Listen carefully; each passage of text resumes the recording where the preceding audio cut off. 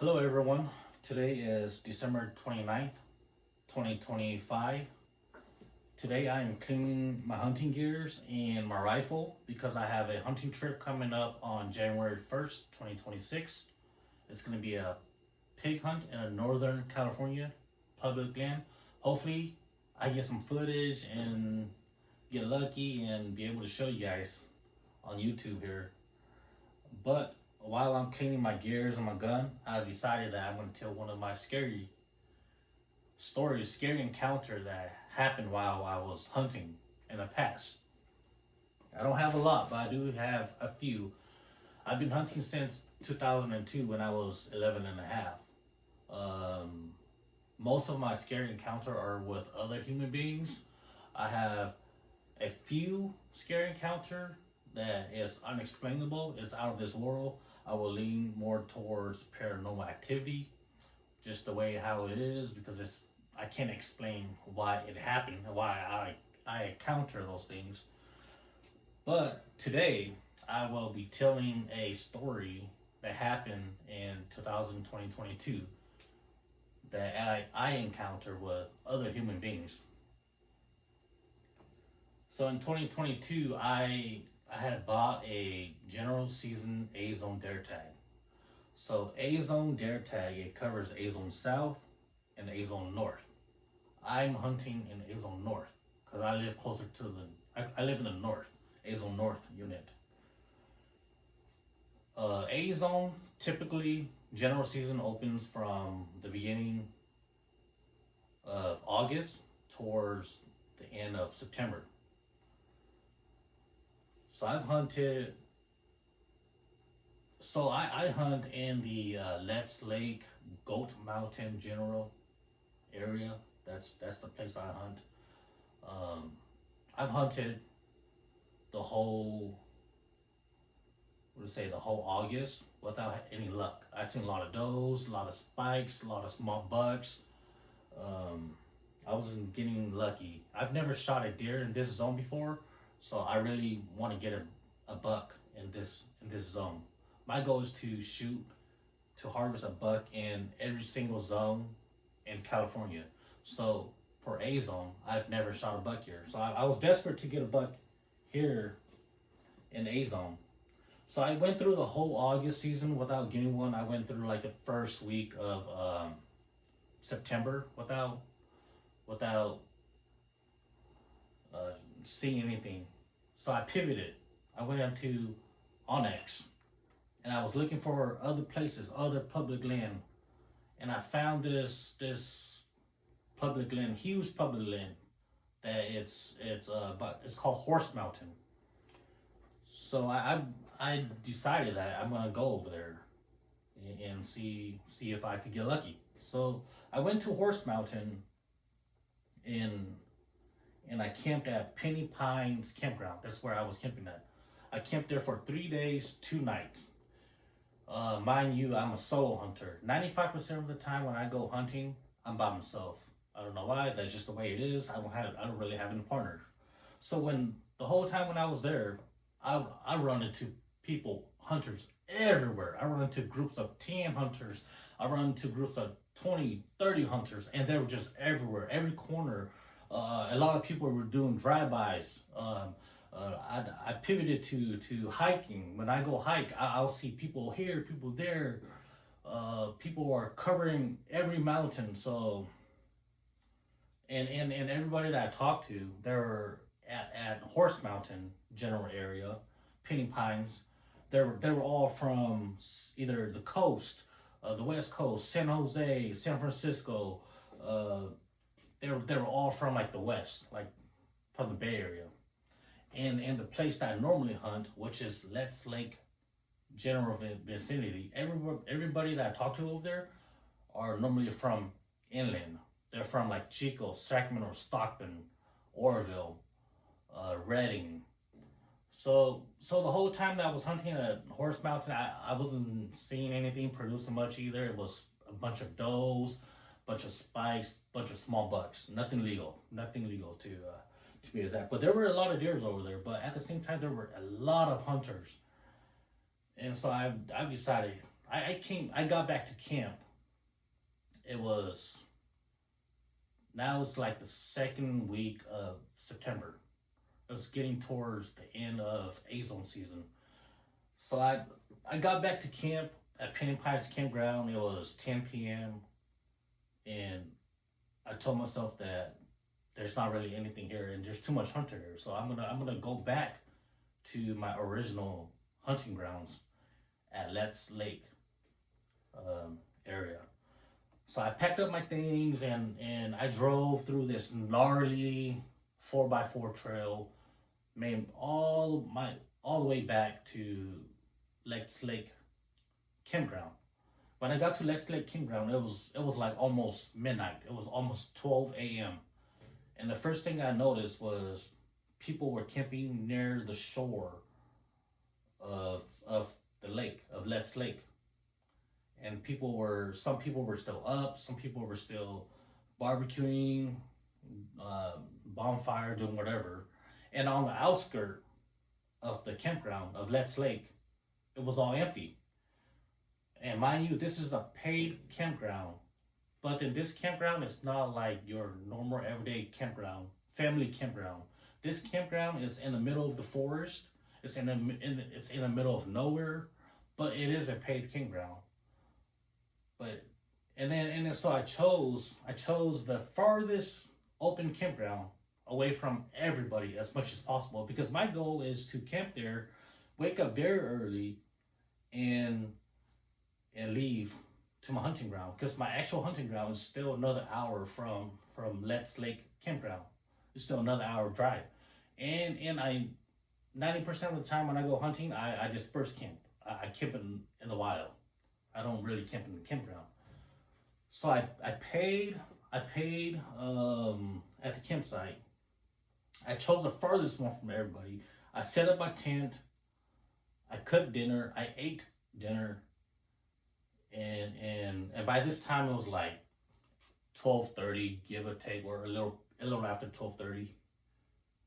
And at the so I was like, all right, I'm gonna go sleep. It's getting late. I'm gonna go sleep. I'm gonna wake up at 4 in the morning, and get going so I can get to my hunting ground before sunrise. So I was about to go to sleep, but I didn't have any protection with me at the time. I need something. I need all of my guns are in the truck. So I decided, all right, I'm gonna go grab my handgun and transport that to my tent. So I'll have it with me while I'm sleeping. I went to my truck, grabbed my handgun, put it in my holster. Um, oh, mind you, I have a lamp. I have a lantern that's running propane that I set it in the middle of the campground that glow a area of light around my campground. And that propane tank, it makes noise. If you know about propane tanks, they make noise. They're not really quiet, they're not really loud, but they do make noise. But I'm trying to keep an air around my surroundings still. So as I got my gun, I was walking back past this lamp to my tent. There was a lady that walked from the shadow into the light in my campsite.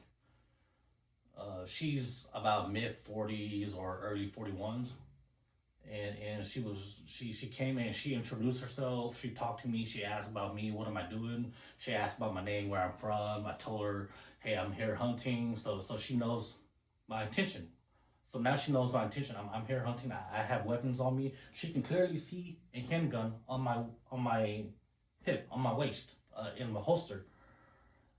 And so I asked about her. I forgot her name, but I remember she said that she's from Clear Lake, California. She's a substitute teacher. So as soon as she said that she was a substitute teacher, I'm like, all right, this is friendly. She's a teacher. And we were just talking, normal talk. Her intention, why she was there, was because she has a loose dog that was running around the campground. And mind you, this campground, they have signs posted everywhere saying that your dogs or pets must be on the leash, on a leash with you, in control at all times. And she just had this loose dog running around the campground. I didn't know this. This is until after the incident when I know that she was looking for this dog. So she was looking for this dog. That's why she landed on my campground. We were just talking, chopping it up. It was like 12:30 something a.m. Um, and this we had this propane making noise, propane lantern, and to my left, about I'll say like 10 feet after that was just all dark. It was just all darkness, and so I I could hear something rushing from over there in a low growl too. So my first instinct was I did this. I, I did this because it caught me off guard. It was like a little rush and a low growl. So as soon as I did this, I could see a 4 foot leg animal in the shadow. I couldn't really tell what it is at the moment, but I did this. As soon as I did this, I the lady rushed towards me, and she put her hands on my waist, and she was trying to get my gun. So and so as soon as she did that, she grabbed a hold of my gun, and then she was yelling, "Don't shoot my dog! Don't shoot my dog!" Right? I didn't know she was looking for a dog. She never mentioned anything about a dog. The whole time we were talking, she didn't say, "Hey, I'm out here looking for my dog." So I have a clue that she was looking for her dog. So she grabbed my gun, and then as soon as I felt her grab my gun, my hand automatically went down.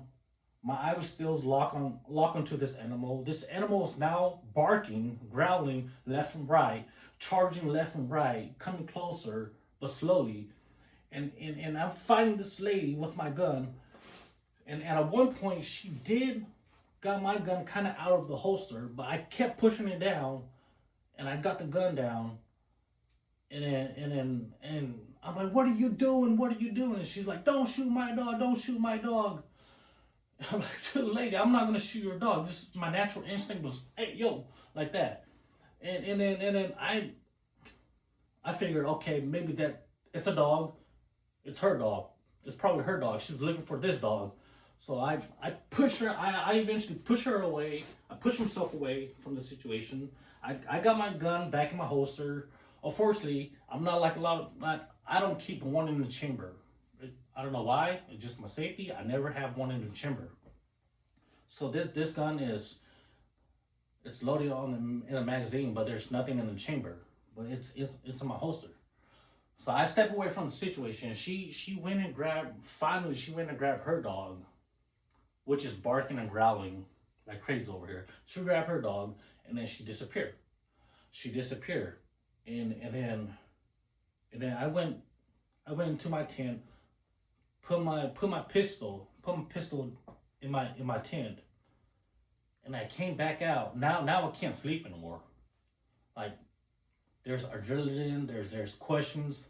So I came back and I sat on the bench and replaying this situation in my head. And now there's so much commotion that far away from far away out there, people were coming out of the tents with flashlights, with lantern, just to see what the commotion is. But now she walked back to the crowd, or to her crowd, to wherever she came from with her dog. And then so I sat on this bench, and I replayed the whole situation in my head, like how scary it was.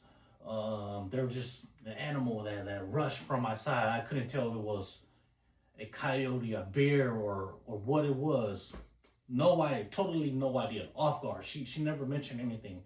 And then her husband, about 20 minutes passed by. Her husband steps into my campground, and it was hot headed. It was like, "Dude, why did you push my wife? Don't you know that we have kids and family over there?" And he was such a hothead that he was yapping a lot of things, but I couldn't tell what he was saying because he was so mad. I just let him talk. He talked for like a good 10-15 minutes, I caught him saying that, hey, we have family over there. We don't have any guns. We are not gun people. Why would you want to shoot our dog? He was just saying a lot of things.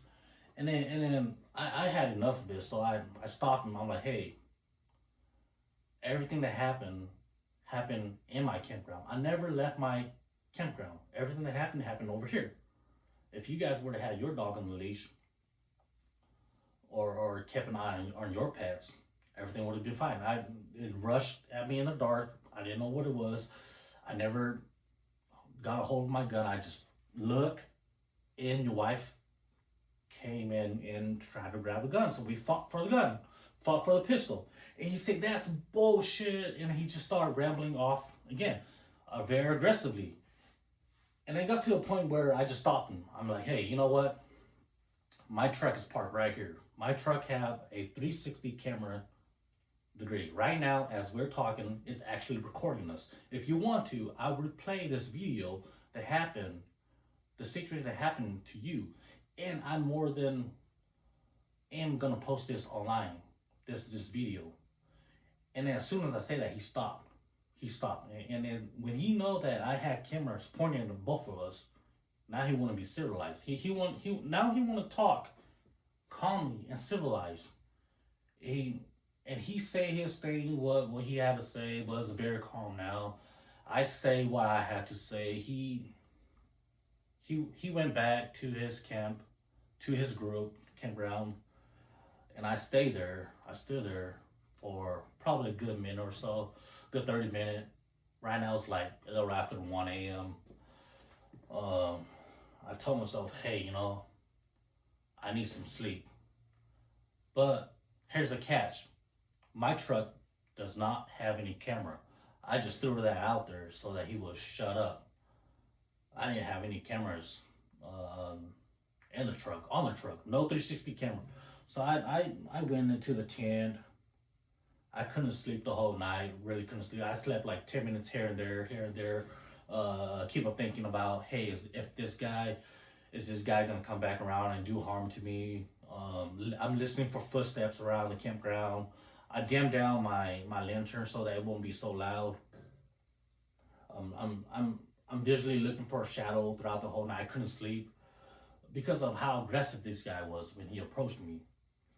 And so I eventually wake up. I woke up around 5:30 a.m. later than I wanted to. Sunrise around, I think the sunrise was like at 6:30 or something. Yeah, so that was pretty much the story. So the scary part was, what if I did have one in the chamber, like how some people do? When she was going for that gun, what if there was one in the chamber? What if she did click on that trigger, and it would have shot right through my leg? It would have shot me. It would have shot at her. And then now there's some explaining to do. I could have went to prison. It was my words against their words. A little accident like that was, everything's gonna be over with. Your whole life was gonna be over with. It was your words against their words. Anything could go. You go. I could have gone to prison for like a long time, a very long time, like maybe all my life. Who knows? But yeah, that's one of the scary thing that happened to me in 2022. Thought I'd just throw it out there, share it out there. Yep. I was lucky enough, and eventually I did harvest this buck towards the end of the season of 2022. And here it is.